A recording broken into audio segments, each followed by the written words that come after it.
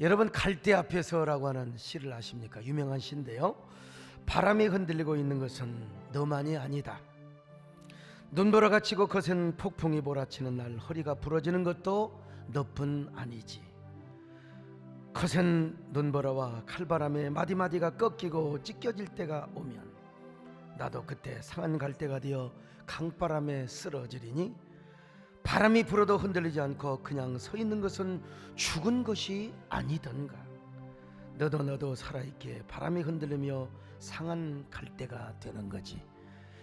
사실 이 시는 제가 쓴 시입니다, 여러분. 지난주 토요일 오후 국회 대강당에서 일본의 하토야마 전 총리에게 시상식을 했는데, 시상식 전에 국회 사랑채에서 만찬을 하는 동안 저는 밥 안 먹고, 저 그런 거 되게 좋아하잖아요. 그냥 빵 조각 먹으면서 여의도 한강변을 제가 걸어 다녔습니다. 얼마나 멋있어요. 어떤 사람은 제가 안 멋있고 유 장로님 멋있다고 하는데, 아무튼 그때 제가 저 갈대를 보고 쓴 시입니다. 그렇습니다, 여러분. 흔들리고 상처받는 것은 갈대뿐만은 아닙니다. 우리 인생도 때론 흔들리기도 하고 꺾어지기도 하고 쓰러지기도 합니다. 푸르른 날 하늘을 향하여 칼을 갈기도 하고 칼바람에 춤을 추기도 하며 눈보라 속에서 허리가 꺾이고 백설의 자취를 감춘다 할지라도 가을 갈대가 강바람이 흔들리며 또 가을바람, 칼바람이기도 하죠. 이 칼바람이 흔들리며 춤을 추는 모습은 참으로 아름다운 모습이 아닐 수가 없습니다. 오히려 흔들리지 않는 것은 죽은 것들이죠. 상처받지 않는 것들은 죽은 것들입니다. 죽어 쓰러진 나무는 바람이 불어도 흔들리지 않고요, 그리고 시들어진 꽃잎은 찻이슬이 내려도 절대로 떨지 않습니다. 아름다운 꽃만이 찻이슬이 내리고 서리가 내리면 떨게 되는 것이죠.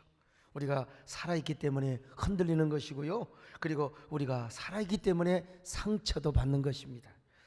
그러므로 바람에 흔들리는 갈대의 모습이 얼마나 아름답습니까? 비록 바람에 허리가 꺾인 상태일지라도, 구부러진 갈대라 할지라도 흔들리면 흔들린 대로, 쓰러지면 쓰러진 대로, 상처받으면 상처받은 대로, 여러분, 가을바람에 칼바람이 흔들리는 갈대의 모습이 얼마나 아름다워요. 비록 쓰러진 갈대의 모습도 아름답더라는 것입니다. 그래서 이 갈대의 모습을 보면 얼마나 가슴이 뭉클한지 몰라. 이것이 인생이다, 우리의 삶이다. 저는 바람에 흔들리는 갈대를 바라보며 인생 광야에서 흔들리고 상처를 받으며 살 수밖에 없는 우리 자신의 모습을 한번 회고해 본 것입니다. 아니, 수많은 고난과 시련의 바람 속에서 흔들리고 상처받으며 피어났던 저 자신의 인생, 나의 지난날의 모습을 한번 생각해 봤어요. 아련한 회상에 빠졌어요. 내 인생도 그런 때가 너무나 많았지. 사실 얼른 보면은 제가 얼마나 줏대가 강하고 지조가 넘치는 사람입니까? 이래봬도 제가 예수 믿고 집에서 쫓겨난 이후로 단 한 번도 좌로나 우로나 치우치지 않았습니다. 여러분, 목사로서 절대로 견눈질도 해본 적이 없습니다. 그러니 인간적으로 보면은 얼마나 지조가 있고 절개가 있는 사람입니까? 저야말로 송죽 같은 굳은 절개를 지켜온 사람이죠. 저 골짜기에서 피어나 그 향을 만리까지 전한다는 난향처럼 사실 그렇게 살아왔습니다. 제가 음악은 좋아하고 노래를 좋아하지만 그래도 제가 항상 지킬 것을 지키면서 여러분 앞에 진짜 모범적인 삶을 살아왔다고 저는 자부합니다. 그러나 아니에요. 생각해보면 겉보기만 그렇지 저도 얼마나 많이 흔들렸고 얼마나 많이 상처를 받았는지 모릅니다. 그래서 한강변에서 바람에 흔들리는 갈대를 바라보며 이런 생각을 해본 거예요. 너만 바람에 흔들리는 것이 아니다. 너만 상한 것이 절대로 아니다. 나도 흔들리고 상처받으며 걸어왔다. 나도 폭풍에 허리가 꺾이고 백설에 파묻혀 외로움과 고독의 세월을 얼마나 견뎌왔던가. 너도 살아있기 때문에 바람에 흔들리고 상처를 받아온 것이다. 여러분, 공감되지 않아요? 이런 생각을 하니까 갈대가 왜 이렇게 아름다운지, 너나 나나 똑같은 존재다. 그리고 갈대와 제가 어쩌면 그렇게 일치가 되는지를 모르겠어요. 그 순간 저는 오늘 본문의 말씀이 생각이 났어. 우리 예수님은 어떤 분인가? 상한 갈대를 꺾지 않으시고 꺼져가는 심지를 끄지 않으시는 우리 예수님이 얼마나 아름다우신가. 자, 마태복음 12장 20절을 보실까요? 시작. 상한 갈대를 꺾지 아니하며 꺼져가는 심지를 끄지 아니하기를 심판하여 이길 때까지 하리니. 자, 여러분, 여기서 상한 갈대란 말은요, 그냥 갈대가 약간 기스가 났다, 이런 상태가 절대로 아닙니다. 이미 바람이 완전히 꺾여져 버렸어요.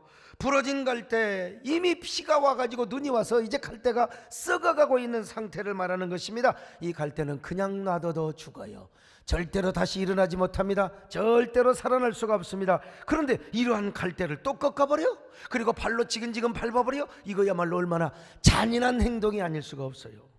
예수님은 그런 갈대를 짓밟거나 더 이상 부셔뜨리지 않는다는 것입니다. 물론 이건 소극적인 표현이에요. 좀 더 적극적이고 긍정적인 표현이 있는데요, 상한 갈대를 꺾는 것으로, 꺾지 않는 것으로 끝나는 것이 아니라 오히려 그 상한 갈대를 회복시켜 주시고 일으켜 주시고 다시 세워 주신다는 것입니다. 이런 긍정적인 의미가 담겨 있어요. 여기서 상한 갈대는 무엇을 의미합니까? 근본적으로 죄악으로 쓰러져 죽을 수밖에 없는 우리 자신의 모습을 지금 비유적으로 말씀하고 있는 것입니다.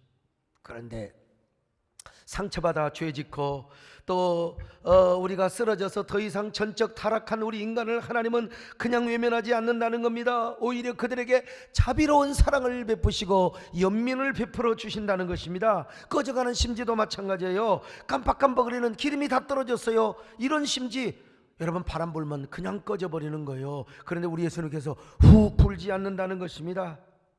이러한 심지마저도 여러분 풀어버리면 얼마나 잔인한 사람이 되겠습니까? 그러나 우리 예수님은 끄지 않을 뿐만 아니라 오히려 자비로우시고 은혜가 넘치시는 우리 주님, 죄악 가운데 쓰러져서 영영 일어나지 못하고 꺼져가는 심지, 아니 꺼져버린 그런 불 같은 그런 존재랄지라도 우리 예수님은 그냥 두지 않는다는 것입니다. 오히려 당신의 사랑과 십자가의 능력으로, 보혈의 능력으로 이미 부셔져 버리고 썩어가고 있는 갈대를 다시 일으켜 주신다는 겁니다. 꺼져가는 심지어 다시 되살려 주시고 사랑의 불꽃이 타오르게 하시고 소명의 불꽃이 타오르게 하시고 은혜의 불꽃이 타오르게 하신다는 거요. 오늘 주님의 은혜가 여러분에게 그렇게 임하시기를 바랍니다. 꺼져가는 심지가 있으면 다시 타오르시기를 바랍니다. 여러분, 썩어버리고 완전히 부서져버린 저 갈대도 주님의 사랑과 능력으로 다시 세워짐을 받을 수 있기를 바랍니다. 상한 갈대와 같은 인간, 꺼져가는 심지와 같은 죄인을 그냥 보지 않으시고 회복시켜 주시며 일으켜 주시는 우리 예수님, 하나님께서 예수님에게 뭘 줬어요? 살리는 영을 주셨다는 것입니다. 성령을 부어주셔서 그가 하나님의 사랑과 하나님의 심판을 이방인에게 선포하도록 한다는 것입니다. 자, 마태복음 12장 18절을 보실까요? 시작. 보라, 내가 택한 종 곧 내 마음에 기뻐하는 바 내가 사랑하는 자로다. 내가 내 영을 그에게 줄 터이니 그가 심판을 이방에 알게 하리라. 언제까지 이런 은혜를 베풀어 주시느냐? 심판하여 이길 때까지 은혜를 베풀어 주신다는 거예요. 자, 마태복음 12장 20절 시작. 상한 갈대를 꺾지 아니하며 거저가는 심지를 끄지 아니하기를 심판하여 이길 때까지 하리니. 여러분 보세요. 예수 그리스도께서는 하나님의 심판 때까지 상한 갈대와 같은 우리를 보호해 주신다는 거예요. 주님 오시는 그날까지 지켜주신다는 것입니다. 십자가의 능력으로, 성령의 능력으로, 성령의 보호하심으로 전국 가는 그날까지 주여 우리를 지켜주심을 믿습니다. 이 사실을 믿으시기를 바랍니다. 여러분, 아무리 상한 갈대라 할지라도, 꺼져가는 심지라 할지라도 여러분 살려주시고 지켜주시고 다시 회복시켜주시는 그 은혜요, 이 은혜를 우리는 찬양하지 않을 수 없어요. 주님 오시는 그날까지 우리를 지켜주시는 주님을 찬양합니다. 왜 내게 성령 주셔서 내 마음을 감동해 주의 예수 믿게 하는지 난 알 수 없도다. 내가 믿고 또 의지한 내 모든 형편 하신 주 날 보호해 주신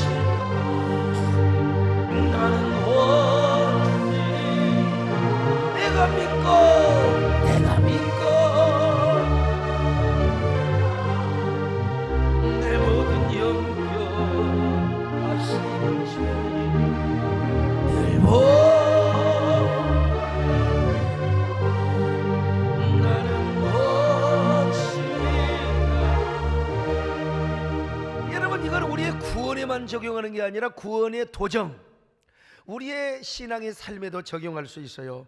우리가 아무리 구원받은 하나님의 자녀가 되고 믿음의 사람이 되었다 할지라도, 아이고 여러분, 저도 마찬가지요. 갈대요 심지란 말입니다. 꺼져가는 심지의 모습을 우리가 보일 때가 있어. 경험 주고 모르더라도 우리가 여러분 아무리 성령 충만하고 믿음 충만하고 아무리 은혜 충만한다 할지라도 우리에게 시험의 바람이 안 불어오던가요? 시련과 역경의 바람이 불어와요.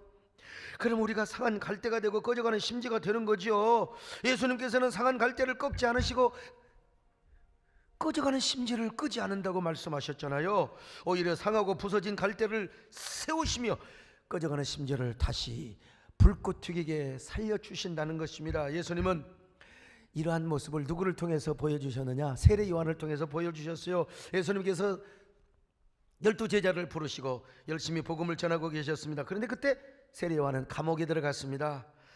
왜냐하면 세례 요한은 당시 헤로당이 자신의 아내를 버리고, 세상의 조강제철을 버리고 동생의 아내 헤로디아를 와이프로 삼았어요. 이게 정의의 선지자의 사도라면 가만히 두고 볼 수 있어요? 세례 요한이 정의의 선지자요, 이거 부도덕한 일이요, 온 고을을 다니면서 온 동네방네를 떠다니면서 지도자가 이래서 되겠느냐, 왕이 이래서 되겠느냐고 말이요.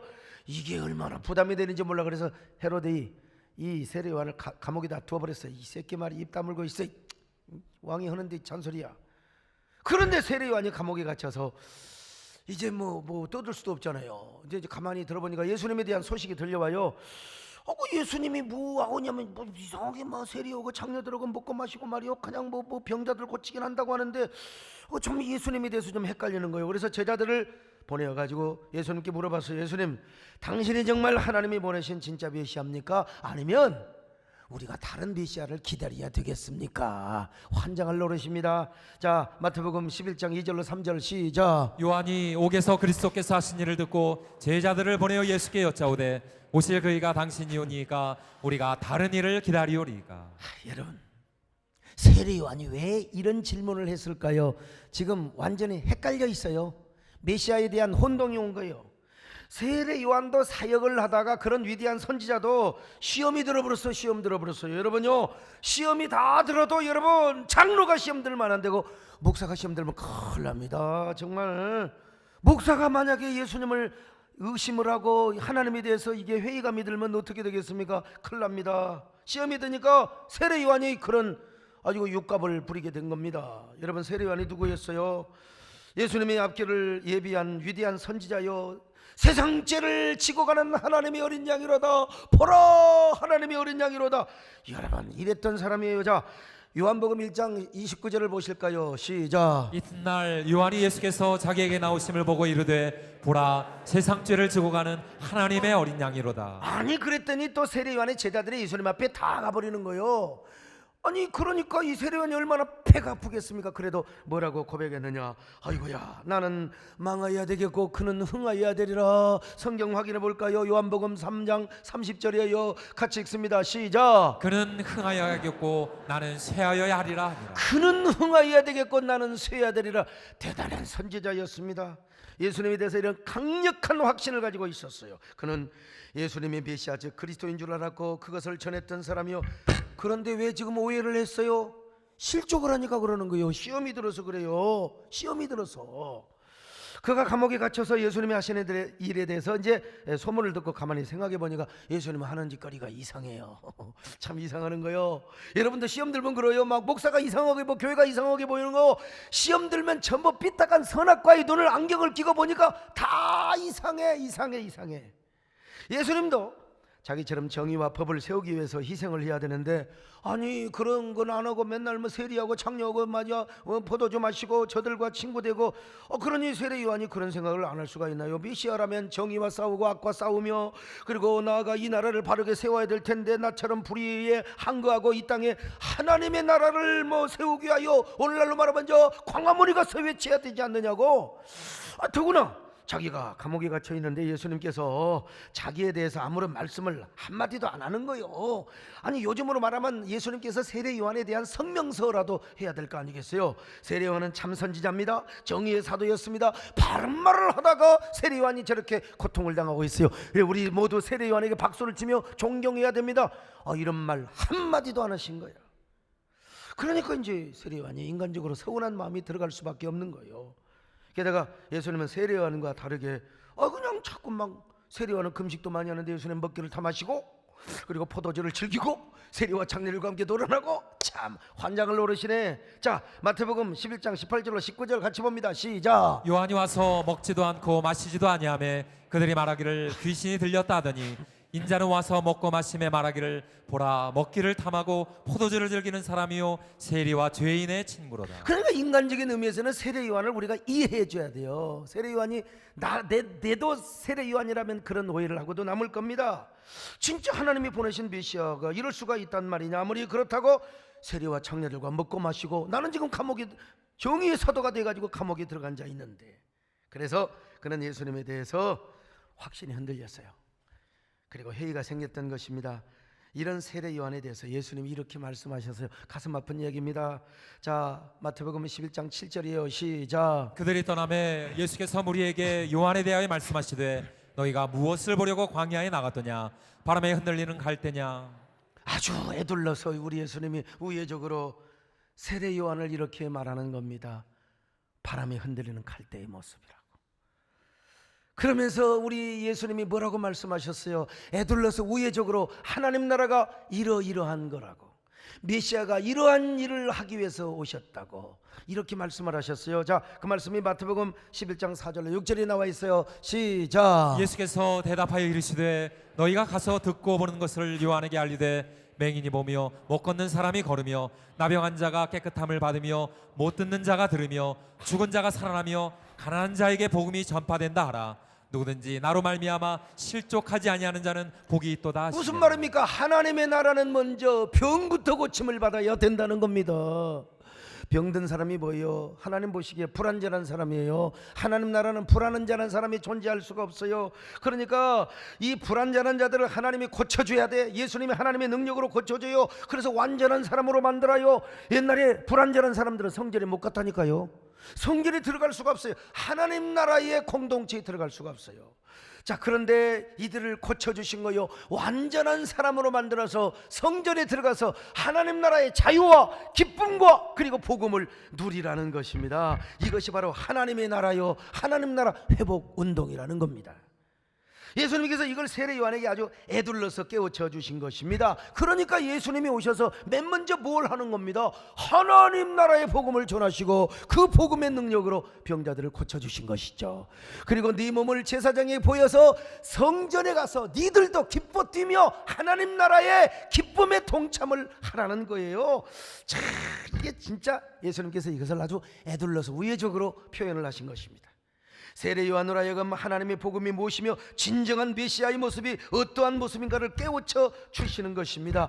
하나님 나라는 이러한 성격을 가진 것이니라.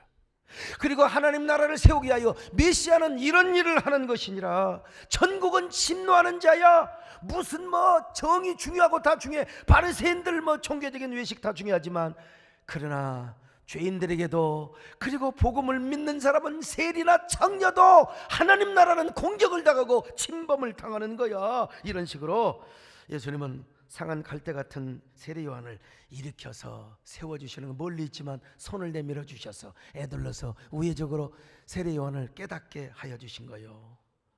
여러분, 가끔 설교 시간에요, 조는 사람이 있습니다 이런 얘기를 해도요, 근데 어떤 분이 아주 저보다 훨씬 더 훌륭하고 나이 드신 목사님이 신문에다가 제 옆에다가 글을 써놨더라고요.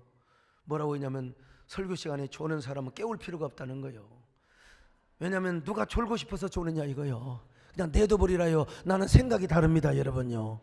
절대로. 나는 옛날 보면은 어쩌면 그렇게 선생님이 분필을 던져서라도 깨운 선생님이 훌륭하는 거예요, 여러분. 나라에서 월급 받고 학생들을 가르치는데 자기 혼자 하면 되겠어요? 애들을 깨워서 가르쳐야죠. 그래서 예수님께서 이런 말씀을 하셨어요. 자, 마태복음 11장 6절입니다. 시작. 누구든지 나로 말미암아 실족하지 아니하는 자는 복이 있도다 하시니라. 여러분, 세례 요한을 지금 빗대서 하는 말입니다. 누구든지 나로 말미암아 실족하지 않은 자가 복이 있다는 겁니다. 인생 살면서 어떻게 시험 안 들 수 있겠습니까? 고난의 바람을 맞지요. 얼마나 거친 세파가 강하게 불어오고 나의 삶을 뿌리채 흔들려고 하지 않습니까? 그러나 세상 살면서 실족할 수 있지만 신앙생활 하다가는 실족하지 말라는 거요. 예수님 때문에 실족하지 말라는 것입니다. 주님 때문에 여러분 교회 다니면서 예수님 때문에 몸된 교회로 인하여 사명을 감당하며 아니 목사가 이런 얘기 저런 얘기 했다고 여러분 절대로 실족하지 말라는 거요. 그런 사람만 손해를 본다는 것입니다. 이 말을 다른 말로 표현하면 이런 말입니다. 예수님을 사랑하다가 맞는 고난의 바람이 있다면 그거 그냥 불평하지 말고 받으라는 겁니다. 교회 깊숙이 들어와서 주님의 몸된 교회를 섬기다가 맞는 시험의 바람은 그냥 받아들이래요. 예수님 섬기다가 당하는 고난 그까지 받아들이라는 겁니다. 오늘 황년희 집사는 간증 그렇게 하시잖아요. 그냥 받아들였더니 세상에 어머니 아버지가 오피스텔도 사주시고 나 그게 너무 은혜가 되는 거예요. 아파트도 사주시고 나는 진짜 땡질 한 푼도 못 얻었거든요. 아무튼 여러분 저 갈대들이 뭐라고 바람 본다고요?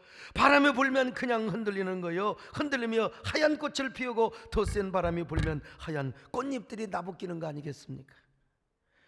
그래도 갈대가 뭐라고 하지 않잖아요. 북풍 한 살이 몰아치면 마디가 부러지고 상하고 여러분 하얀 눈이 쌓이면 그 부러진 갈대들은 쌓인 눈 안에 묻히고 마는 거 그래도 소리 없이 그냥 받아들이는 겁니다. 받아들이는 거예요.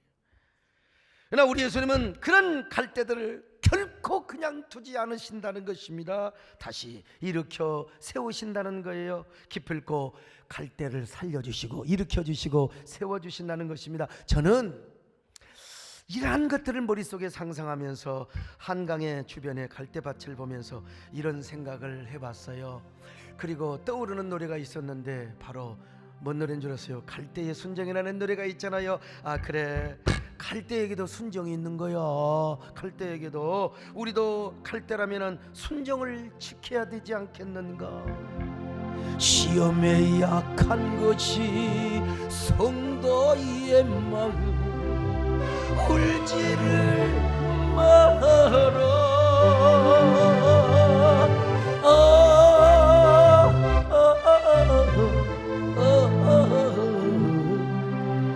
갈대의 순정. 저는 이 갈대의 순정이라는 노래를 생각하면 누가 생각이 나느냐? 요셉이가 생각이 나요. 요셉이는 얼마나 진짜 고난의 바람 앞에 부러지고 상하고 구부러지고 깨지고 박살이 났습니까? 형제들 때문에 애굽에 팔려갔지요. 아니 무슨 미친 여자 보디발이 아내가 왜 요셉의 그 순결한 요셉을 무너뜨리려고 하느냐 이 말이요. 여러분 이 음란의 영이 들어와 가지고 말이죠. 그래서 그는 감옥에 갔습니다. 억울한 누명을 쓰고 그야말로 상한 갈대가 된 거요. 꺾여진 갈대가 된 거요. 부러지고 상한 갈대 중에 갈대요. 그리고 그처럼 철통같이 자신을 무죄로 만들어주겠다고는 술관원장이 가가지고 그냥 새카맣게 까맣게 잊어먹어버리고 말았어요. 얼마나 상처가 되었겠습니까?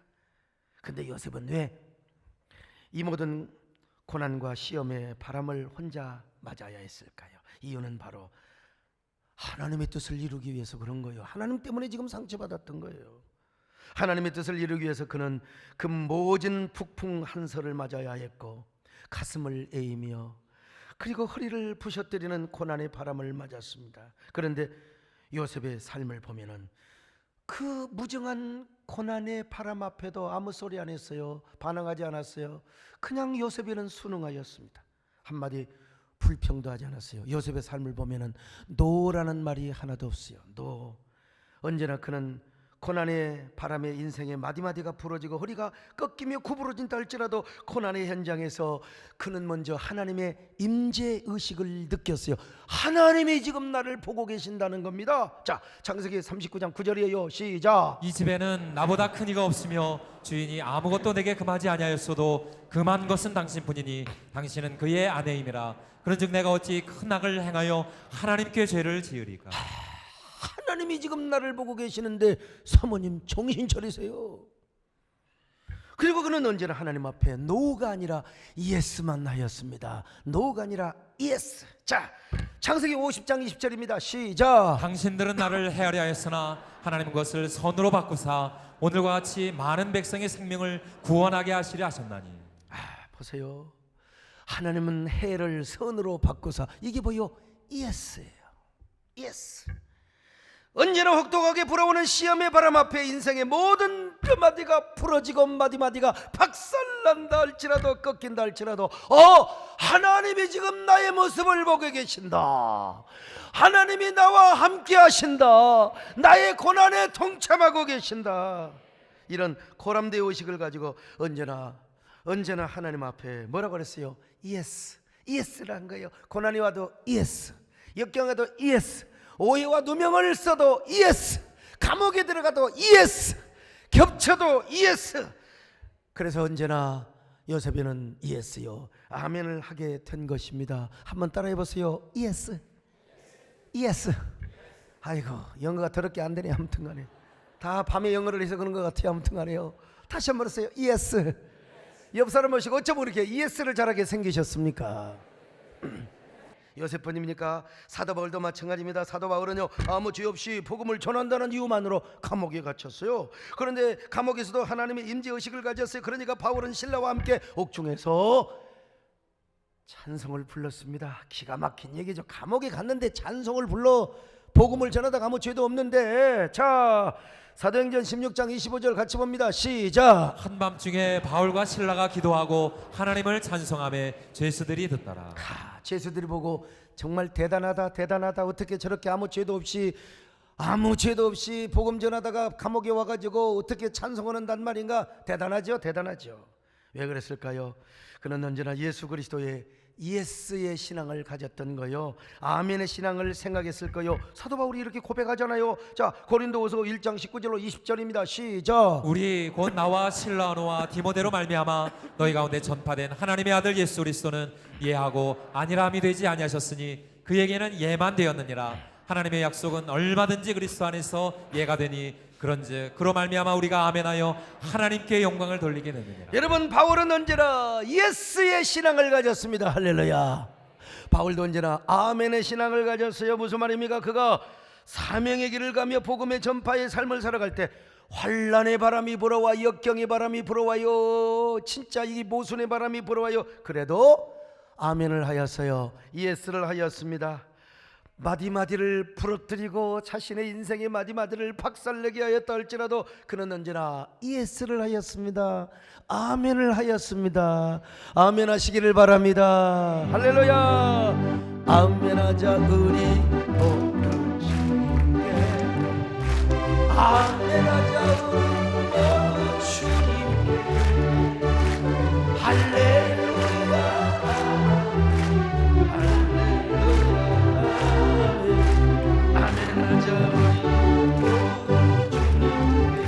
아멘입니다.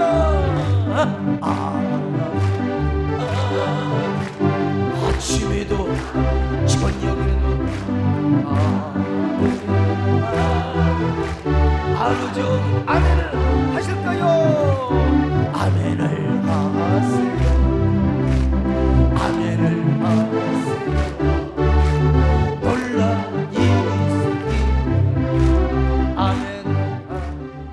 저는 이런 요셉의 아가페적인 믿음과 바울의 아멘의 신앙을 시적으로 형상화하고 이미지화한 시가 있어요.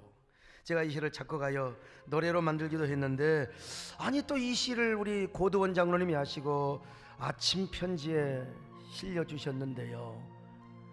꽃잎은 바람에 흔들려도 바람을 사랑합니다. 꽃잎은 찢기고 허리가 구부러져도 바람을 사랑합니다. 중약하고요.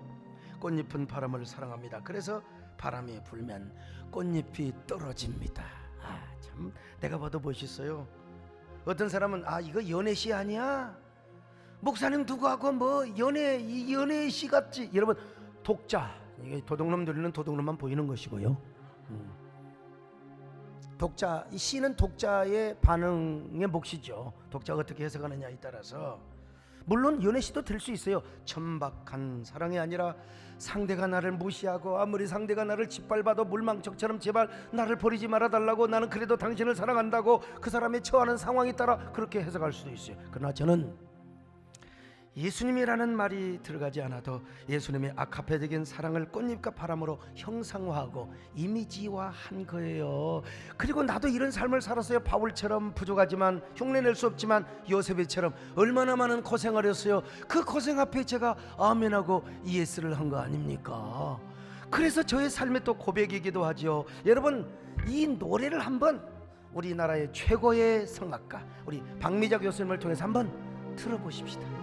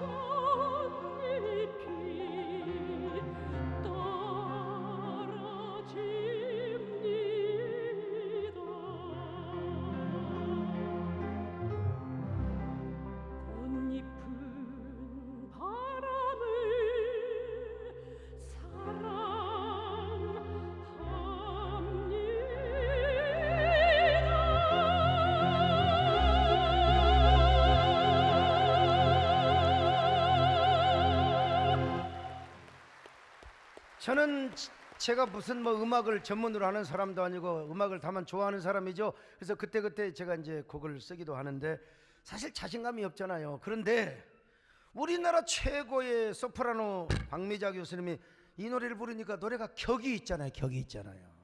예? 참, 노래를 완전히 큐티나게 만들었어요. 박수 좀 해주세요. 근데 중요한 건 노래가 좋고 안 좋고를 떠나서 우리가 중요한 것은 하나님 앞에 갈대고 꽃잎이라는 거예요. 갈대요. 옆 사람 보고 인사 좀. 어쩌면 이렇게 갈대같이 생기셨습니까? 꽃잎같이 생겼어요. 데이비드 시멘즈 박사가 쓴 상한 감정의 지원하는 책을 보면은 사람의 내면을 나무의 나이테에 비유를 하였습니다. 나무를 잘라보면 그 절단면에 나타난 나이테에 그 나무의 과거가 다 기록이 되어 있다는 것입니다. 이 나무가 몇 살 때에는 번개에 맞아서 고생을 했고, 이 나무가 몇 살 때는 병충해 때문에 고생을 했고, 이 나무가 몇 살 때는 비가 오지 않아서 가뭄에 고생을 했고, 그 나이테에 나무의 과거의 상처들이 다 기록이 되어 있다는 겁니다. 여러분도 마찬가지요. 지금 겉으로 멀쩡하게 이발 짜라고 말이죠, 머리에 훅가시를 팍팍 넣고 아주 화장을 막 진하게 하고 오신 분들 아무런 일이 없는 것처럼 보일지 모르지만 여러분의 마음의 내면의 나이테를 조사해 보면은 다 이리 패이고 저리 패이고 이렇게 상처를 받고 저렇게 상처를 받고 상한 감정이 아주 그냥 꼬깃꼬깃 숨겨져 있다는 거예요. 그래서 과거의 상처를 툭 흔들면 눈물주머니가 탁 터져가고 고장난 수도꼭지처럼 눈물이 막 줄줄줄줄줄 나는 거예요. 오늘 여러분 가운데 이런 꽃잎은 없나? 이런 상처받은 갈대가 없나요? 그렇다면 얼마나 바람에 흔들리고 있습니까? 얼마나 여러분의 갈대는 부러졌고 꽃잎이 이리저리 휘날리고 있습니까? 얼마나 여러분은 바람에 지금 꺼질 듯하는 심지입니까? 여러분의 꽃잎은 어떤 시험에 지금 휘날리고 있습니까? 그래도 여러분 요셉처럼 하나님께 원망하지 마세요. 바울처럼 원망하지 마세요. 힘들다가 오성치지 마세요. 먼저 하나님의 임재의식을 느끼시기를 바랍니다. 그리고 하나님 앞에 아멘 하시기를 바랍니다. 예스를 하시기를 바랍니다. 아멘의 신앙을 가지시기를 바랍니다. 이런 사람에게 하나님은 합력하여 선을 이루신대요. 자, 로마서 8장 28절입니다. 시작. 우리가 알거니와 하나님을 사랑하는 자 곧 그의 뜻대로 부르심을 입은 자들에게는 모든 것이 합력하여 선을 이루느니라. 여러분, 이렇게 고백하는 사람은 이런 고백과 결단을 하게 되는 거예요. 요셉이가 그랬던 것처럼, 바울이가 그랬던 것처럼, 나는 아무 말 없이 고난의 바람을 맞으리라. 나는 시험의 바람을 맞으리라. 눈보라가 불어닥치고 영혼을 예이는 칼바람이 불어닥친다 할지라도 나는 하나님 앞에 무조건 예스하리라. 아멘 하리라. 무조건 하나님을 찬양하며 기쁨으로 이 길을 걸어가리라. 어떤 길입니까? 사명의 길입니다. 축복의 길입니다. 할렐루야. 비바람이 앞길을 막아도 나는 가리, 주의 길을 가리. 눈보라가 앞길을 가려도 나는 가리, 주의 길을 가리. 이 길은 영광, 이 길은 승리의 길. 나를 구원하신 주님이 십자가 지고 가신 게 나는 가리라. 주의 길을 가리라. 주님 발자취 따라 나는 가리라. 나는 가리라. 나는 가리라. 주의 길을 가리. 주님 발자취 따라 나는 가리라. 여러분, 작곡가 화니 크로스비 스는 출생한 지 6주 만에 맹인이 되었습니다. 시각장애자, 상한 갈대가 되었죠. 근데 하나님은 그 상한 갈대로 피리를 만들어서 하늘의 노래를 부르게 만든 거요. 하늘의 노래를 부르게 만든. 그는 이렇게 간증했습니다. 주께서 내 시야를 어둡게 하시고 오직 주님만을 볼 수 있도록 속눈을 열어주셨습니다. 영안을 열어주셨습니다. 그의 작곡은 무려 1000여 곡이 되었는데 그 중에 우리가 부르는 찬송 많아요. 이내하신 구세주여 내 말 들으사 돌아와 돌아와 마음이 고난이여. 주의 음성을 내가 들으니 주 예수 크신 사랑, 슬픈 마음이 있는 사람 얼마나 많은지 몰라요. 크로스비는 육신의 눈은 소경이 되었지만 마음의 눈으로 하나님을 바라보고 하나님의 음성을 들었어요. 아름다운 노래를 작곡할 수 있었습니다. 그런 것처럼 하나님께서 여러분의 상한 마음과 칼대 같은 연약함을 들어서 위대한 악기로 사용하신다는 사실을 아셔야 됩니다.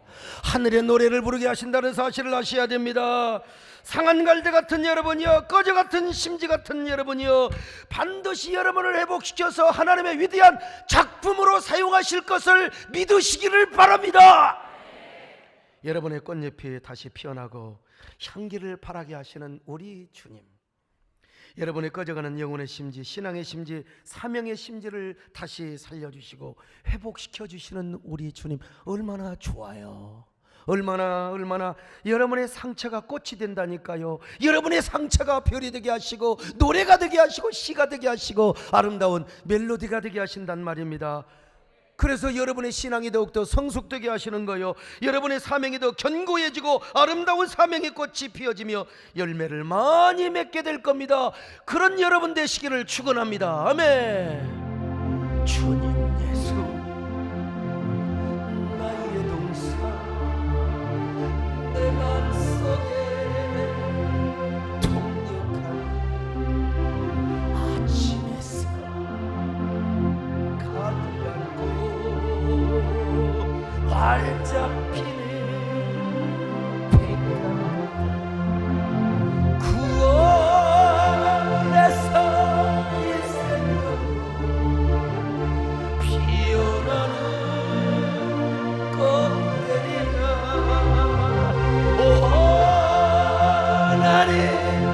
꽃밭이 주의 죄다